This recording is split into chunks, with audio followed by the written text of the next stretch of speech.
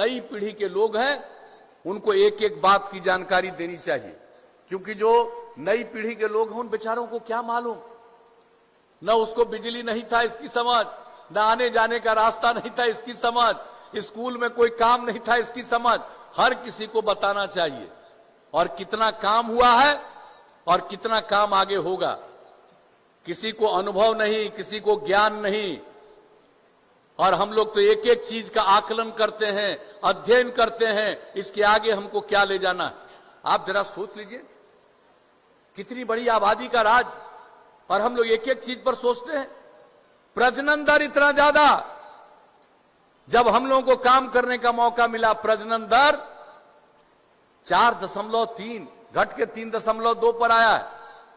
और यह प्रजनन दर कैसे खत्म होगा? हमने जो पूरे देश का सर्वे था, अगर पति पत्नी में पत्नी मैट्रिक पास है तो पूरे देश का औसत प्रजनन दर उस परिवार का 2, और बिहार का भी आकलन किया कि पति पत्नी में पत्नी अगर मैट्रिक पास है तो कितना बच्चा बच्ची हुआ, 2।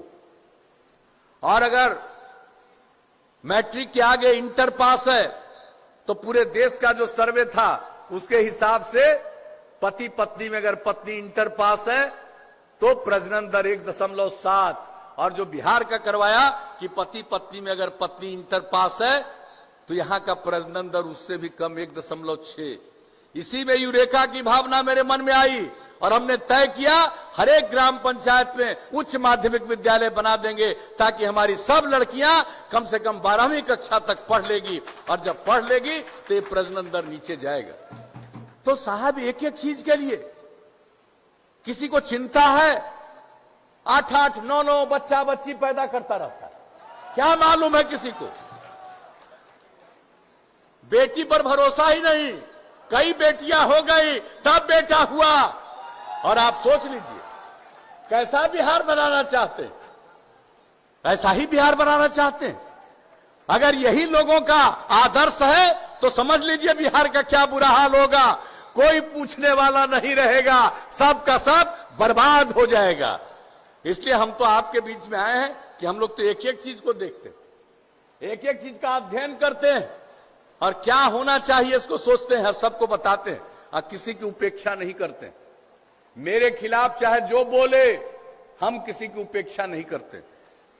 तो इसलिए हम तो आप सबको यही कहने आए हैं कि जो काम हुआ, काम को आगे बढ़ाना चाहते हैं, और आपके जो सुयोग्य उम्मीदवार हैं इनको आगे और काम करने का मौका दे करके विकास को और तेज करना चाहते हैं। तो आप सबसे तो यही अपील है कि भारी मतों से विजयी बनाइए और तीर छाप के बगल का बटन दबा करके जिताइएगा। तो क्या उम्मीद करके जाएं भाई? उमेश जी को, उमेश सिंह कुशवाहा जी को जिताइएगा ना? हाथ उठा के बताइए। बहुत बहुत धन्यवाद। तो आप बताइए, इनको हम जीत का माला पहना दें।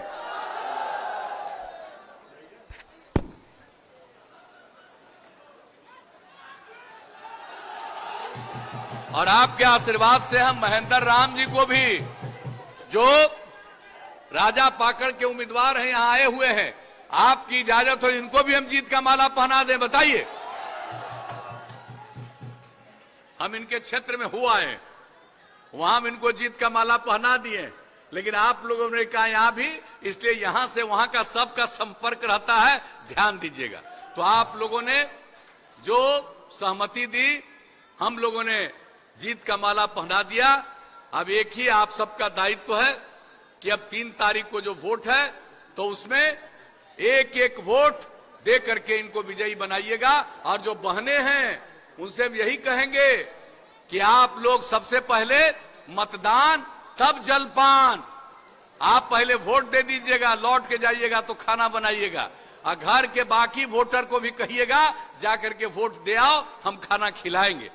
तो इस तरह से भारी संख्या में मतदान होगा, सब लोग विजयी बनाएंगे और समाज आगे बढ़ेगा, राज्य आगे बढ़ेगा और देश की प्रगति में अपना योगदान करेगा। तो आपने जो आश्वस्त किया, इसके लिए मैं आप सब लोगों को पुनः हृदय से धन्यवाद देता हूं और आप सबका मैं अभिनंदन करता हूं और अपनी बात समाप्त करता हूं। बहुत बहुत धन्यवाद।